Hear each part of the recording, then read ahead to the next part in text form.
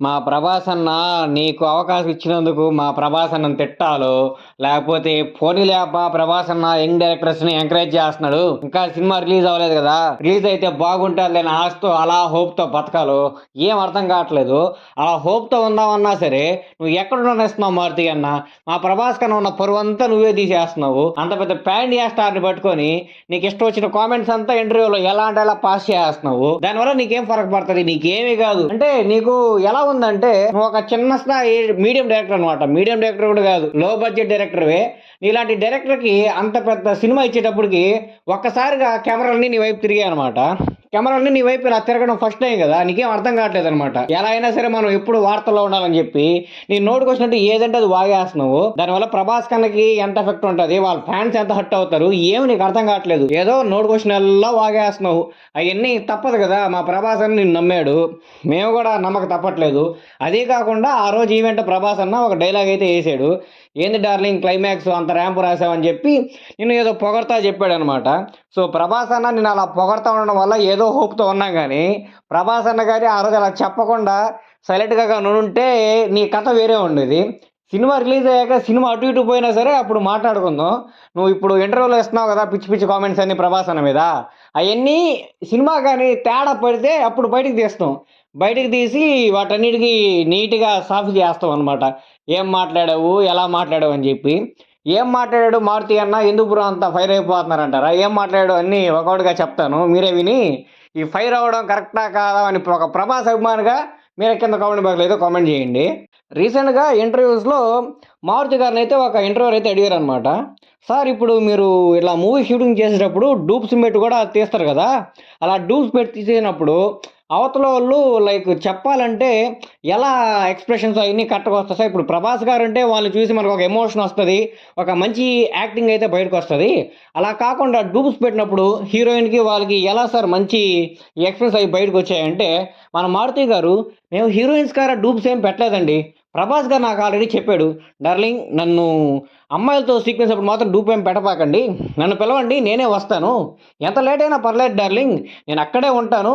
కానీ అమ్మాయిలతో మాత్రం నేనే చేస్తాను. డూపులు గీపులు అలాంటివి ఏం పెట్టబాకండి. ఎందుకంటే నేను చేస్తేనే అదొక ఎమోషన్ వస్తది.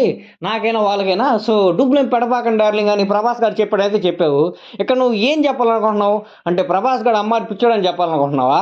లేకపోతే 'ప్రభాస్' గారు అమ్మాయిలంటే అలా సొల్లు గారి చేస్తాడు. అమ్మాయిల కోసం ఉన్నాడని ఏం పోట్రే చేయాలనుకున్నావు? నాకైతే అర్థం కావట్లేదు. అసలు ఎలా చెప్తున్నావంటే మాటలు, నువ్వు చెప్పేది మంచిగా చెప్తున్నావా? రాంగ్‌గా చెప్తున్నావా? ఏం అర్థం కాకుండా అలా తికమకలో పడిపోతున్నావనమాట. అసల స్టేట్‌మెంట్ ఏందన్నా?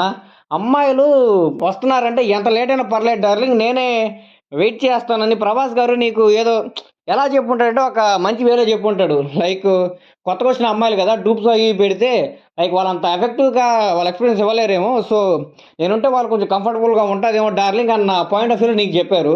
నువ్వు ఆడ ఇంటర్వ్యూలో చెప్తుంటే నాకెలా అనిపిస్తుందంటే, అలా నవ్వుతా సర్కాస్టిక్ వేలో చెప్తుంటే, నాకు ఎక్కడో 'ప్రభాస్' గారిని నువ్వు కిండల్ చేస్తా మాట్లాడుతున్నట్టు నా ఫీలింగ్ అయితే నాకొస్తుంది. అదొక్కటేనా అనుకుంటే, ఇంకా 'జోకర్‌ది' ఒక గెటప్ అయితే వదిలావు. ట్రైలర్‌లో నాకు నచ్చిన షాట్ అంటే అదొక్కటే. ట్రైలర్ అంతా ఏదో బొక్కలాగా ఏదో పెట్టేసావు.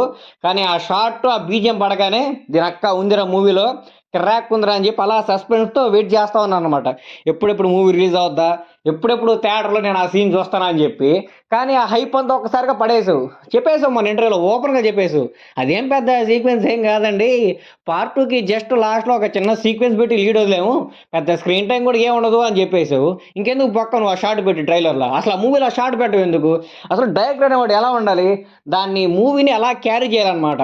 త్రూఔట్ ద మూవీ రిలీజ్ వరకు ఆ హైప్‌ని, ఆ ఎక్సైట్‌మెంట్‌ని అలా డైరెక్టర్ అనేవాడు పెంచుతా ఉండాలే గానీ ఎప్పుడు తగ్గీయకూడదు. నువ్వేందిరా స్వామి అంటే ఆ 'రాజాసాబ్‌కుండే' హైపే ఏదో కొద్దో గొప్ప.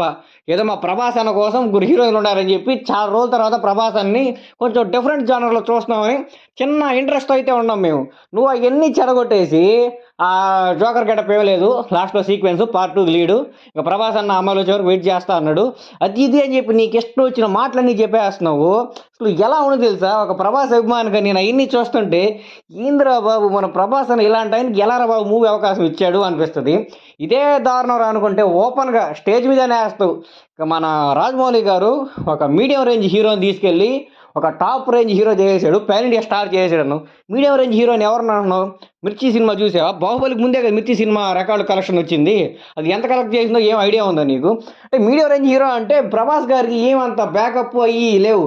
ఆయన చాలా కష్టపడే వచ్చారు. Maybe okay. సినిమా బ్యాక్‌గ్రౌండ్ ఉంది. మూవీలోకి ఈజీగానే వచ్చేసారు. కానీ మూవీలో సక్సెస్ అయింది మాత్రం ఆయన ఓన్ టాలెంట్‌తోనే. సో ఎవరు ఏది పీఆర్ స్టంట్లు చేసి ఏమి చేసి ఆయన్ని లేపలేదు. ఆయన చాలా కష్టపడి ఆయన సొంతంగా పైకొచ్చాడు. సో ఒక టైం పడతది. ఎవరైనా సరే ప్రతి హీరోకి లైక్ ఒక రేంజ్‌కి రావాలంటే టైం పడతది. అలా టైం పట్టింది ప్రభాస్ గారికి గూడా. సో 'మిర్చి' వచ్చేటప్పటికి ఆయన ఒక ఓకే. టైర్ 2 హీరో నుంచి టైర్ 1 హీరోలోకి ఎంటర్ అయిపోయారనమాట. సో దాని తర్వాత వెంటనే 'బాహుబలి' పడడం వల్ల ఇంకా తోపెళ్ళిపోయాడనమాట. అంతేగాని ఒక medium range hero, average range hero అయితే ఏం కాదు ప్రభాస్ అన్న. ఇంకోసారి గాని నువ్వు అలా స్టేజ్‌లో ఎక్కేసి ఎలా అంటే అలా స్టేట్మెంట్ చేస్తే మాత్రం చాలా కష్టం అన్న మారుతి అన్న.